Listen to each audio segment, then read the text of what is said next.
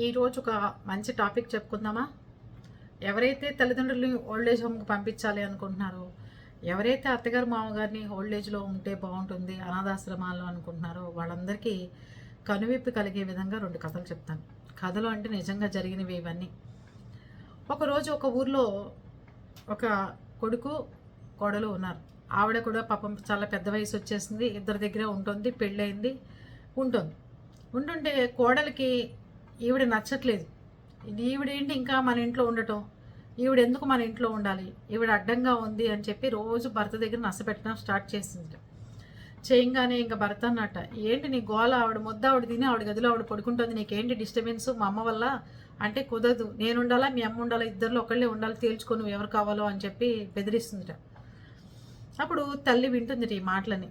కొడుకుని పిలిచి చెప్తుందిట, ఎందుకు నాన్న, నీకెందుకు, నీ కుటుంబాల్లో కష్టం లేకుండా ఇబ్బంది కలగకుండా ఉండాలి, అదే నేను చూడాలనుకుంటున్నాను, అంతేగాని ఇలా మీరిద్దరు కొట్టుకుంటుంటే చూడాలని నాకు లేదు నాన్న అని చెప్పి చెప్తుందిట తల్లి.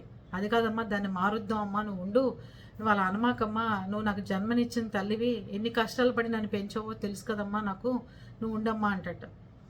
అయినా సరే భార్య ఒప్పుకోదుట, మీ అమ్మ వెళ్ళిపోవాల్సిందే, మన ఇద్దరం చాలా ఆనందంగా గడపాలి, పెద్దానికి మీ అమ్మ అడ్డం వస్తుంది, మనం కాసేపు బయటికి వెళ్ళి టిఫిన్ తినాలన్నా, కాసేపు 2 రోజులు ఎక్కడికైనా వెళ్ళాలన్నా మీ అమ్మ కోసం వంక పెడుతున్నావు నన్ను మన లైఫ్లో, అందుకని నాకు ఇష్టం లేదు, నువ్వు ఎలాగైనా సరే మీ అమ్మని పంపించేసే అంటుంది. తీసుకెళ్ళిపోయి వాళ్ళ అమ్మని అనాథాశ్రమంలో వదిలేసి కొడుకు చెప్తాట కాళ్ళకి దండం పెట్టి, అమ్మ మరి జన్మ ఉంటే మాత్రం నీకు కొడుకుగా పుట్టినమ్మా, నీకు తండ్రిగానో తల్లిగానో పుడతానమ్మా, ఎందుకంటే నన్ను కూడా అలా నువ్వు దింపేద్దు కానీ ఎక్కడన్నా, చూడు నన్ను ఎంత ఇదిగా పెంచావు, నేను ఇట్లా చేశానమ్మా నిన్నని చాలాసేపు ఏడుస్తాట కొడుకు తల్లిని పట్టుకుని. అప్పుడు తల్లి చెప్తుందిట, నాన్న నీ జీవితాలు బాగుండాలి, మీరు బాగుండాలి అని చెప్పి మేము కోరుకుంటానురా, నువ్వు ఎక్కడున్నా హ్యాపీగా ఉంటానంటే, నాకు రాళ్ళల్లో ఉన్నా కొండరాళ్ళల్లో ఉన్నా అడవిలో వదిలేసినా ఎక్కడ వదిలేసినా హ్యాపీగా ఉంటానురా, మీ జీవితాలు బాగుండాలని కోరుకునే వ్యక్తుల్లో మేము కూడా ఒకటి తల్లులం కాబట్టి అని చెప్తుంటే తల్లి. కొడుకు అక్కడి నుంచి వెళ్ళిపోతాడు. వెళ్ళిపోయిన తర్వాత ఇంటికి వెళ్ళాడు. ఆ రోజు భార్య చాలాసార్లు ఫోన్ చేస్తుంది, ఎక్కడున్నావు అంటే, వస్తాలే చెప్పు, ఇప్పుడు ఏమైంది, వస్తాలే అని చెప్పి మొదలెట్టి పెట్టాడు. అక్కడి నుంచి అతను చెడు అలవాట్లకు బానిస అయిపోవటం, తాగటం, ఇంటికి లేటుగా రావటం, పట్టించుకోకపోవటం భార్యని, తనకు తన లోన్లీగా ఉండటం, ఏదో క్యారేజ్ సత్తే తీసుకెళ్ళిపోవటం. అంతకుముందు అమ్మారా అని చెప్పి ముగ్గురు కలిసి టీవీలు చూసి సంతోషంగా ఉన్న రోజులు అవన్నీ ఏమీ లేవు ఇంట్లో. అంత ఎక్కడ చూసినా సైలెంటు, నిశ్శబ్దం. ఆ అమ్మాయిని పిలిచి, ఏ టయానికి అన్నం పెట్టు, చెయ్యి, వండావా, వాడి కోసం ఏం వండుతున్నావు అని చెప్పి వెనకాల హడావిడి చేసే అత్తగారు లేదు. తను ఒక్కతే ఏమో వండుకున్నా, ఆ ఒక్కతే కూర్చుని నిర్మానుషంగా కూర్చుని తినాలి. అప్పుడు ఒకరోజు కోడలు అనుకుంటుందిట, ఏంటి మా అత్తగారి వల్ల ఇంట్లో సంతోషం ఉందా, లేకపోతే నేను ఇంటికి కోడలుగా రావటం వల్ల సంతోషం ఉందా అనుకున్నాను నేను అనుకుని భోజనం కంచంలో పెట్టుకుంటుందిట. పెట్టుకుంటే వెంటనే పలమారితే అత్తగారు అయితే చెప్పేదిట, అమ్మ మంచినీళ్ళు తాగమ్మ, కొంచెం తగ్గుతుంది నీకు, ఎవరో తలుచుకుంటున్నట్టున్నారు నిన్ను మీ వాళ్ళు అని చెప్పేదిట. అలాంటి అత్తగారు ఇప్పుడు తలుచుకున్నా, కింద పడ్డా, నించున్నా, చేసినా, వర్షం పడుతుంటే బట్టలు తీయని చెప్పేవాళ్ళు కానీ, లేకపోతే అది కాపలా కాసి వర్షం పడుతుందో లేదో నేను చూస్తాలేమని వెళ్ళి పడుకో అని చెప్పేవాళ్ళు కానీ ఏమీ లేదు. ఆవిడ వెళ్ళిపోయినది, ఇవిడికి బాధ్యతలు ఎక్కువైపోయినాయి. దాని తర్వాత ఒకరోజు భర్త ఇంటికి వస్తే నిలదీసిందిట ఆవిడ, ఏంటి నువ్వు ఇంత లేటుగా వస్తున్నావు, అసలు నువ్వు ఇంటినే పట్టించుకోవట్లేదు అంటే, ఇంట్లో ఎలాగ అంటే నా ఉద్యోగం పోయింది, తాగి ఉంటున్నాను కాబట్టి నా ఉద్యోగం పోయింది అని చెప్పేట భర్త. మరి కుటుంబం ఎలా గడవాలి, నీకు ఉద్యోగం పోతే మరి ఎట్లా అనుకుంటున్నావు, ఏంటి మీ అమ్మని పంపించేస్తానని నా మీద నువ్వు పగ సాధిస్తున్నావా అంటే, మా అమ్మని పంపించినందుకు నేను పగ సాధించట్లేదు, మా అమ్మ లేని దేవాలయం ఇంట్లోకి నేను వచ్చి ఇంకా ఎలా బతుకున్నానా అని చెప్పి నాకు నేనే శిక్ష వేసుకుంటున్నాను, అందుకనంటే ఇంకా మనం పిల్లల్ని కనాలి, పెద్దవాళ్ళని చేయాలి, మళ్ళీ ఇవన్నీ ఖర్చులు బోల్డంత ఉన్నాయి మనకి, నువ్వు ఇట్లా ఉద్యోగం మానేస్తే ఎలాగో అని అడిగిందిట భార్య.